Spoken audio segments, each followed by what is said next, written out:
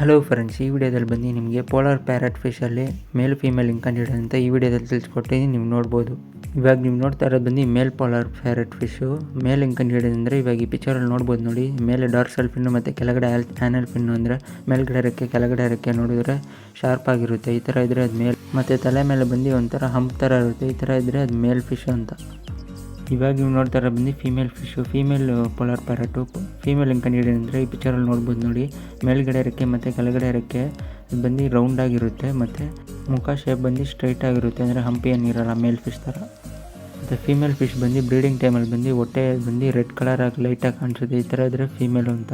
ಮತ್ತು ಇವಾಗ ಈ ಪಿಕ್ಚರಲ್ಲಿ ನೋಡ್ಬೋದು ನೋಡಿ, ಲೆಫ್ಟಲ್ಲಿರೋ ಬಂದು ಮೇಲು, ರೈಟಲ್ಲಿರೋ ಬಂದು ಫೀಮೇಲು. ಯಾವಾಗಲೂ ಪೋಲಾರ್ ಪ್ಯಾರಟ್ ಫಿಶಲ್ಲಿ ಮೇಲ್ ಸ್ವಲ್ಪ ದೊಡ್ಡ ಸೈಜ್ ಇರುತ್ತೆ, ಫೀಮೇಲು ಚಿಕ್ಕ ಸೈಜಲ್ಲೇ ಇರುತ್ತೆ. ಪೋಲಾರ್ ಪ್ಯಾರಟ್ ಫಿಶಲ್ಲಿ ಮೇಲ್ ಫೀಮೇಲ್ ಕಂಡುಹಿಡಿಯೋದು ಬಂದು 1.5 ಇಂಚಸ್ ಆಗಿರಬೇಕು, ಅಂದರೆ ಮೀನು ಸ್ವಲ್ಪ ದೊಡ್ಡ ಸೈಜಲ್ಲಿ ಇರಬೇಕು, ಆವಾಗಲೇ ಕಂಡುಹಿಡಿಯೋಕ್ಕಾಗೋದು. ಚಿಕ್ಕ ಸೈಜಲ್ಲಿ ಇದ್ದರೆ ಕಂಡುಹಿಡಿಯೋಕ್ಕಾಗಲ್ಲ. ಈ ವಿಡಿಯೋ ಯೂಸ್ಫುಲ್ ಆಗಿದ್ರೆ ಲೈಕ್ ಮಾಡಿ, ಶೇರ್ ಮಾಡಿ, ಮತ್ತು ನನ್ನ ಚಾನಲ್ನ ಸಬ್ಸ್ಕ್ರೈಬ್ ಮಾಡ್ಕೊಳ್ಳಿ.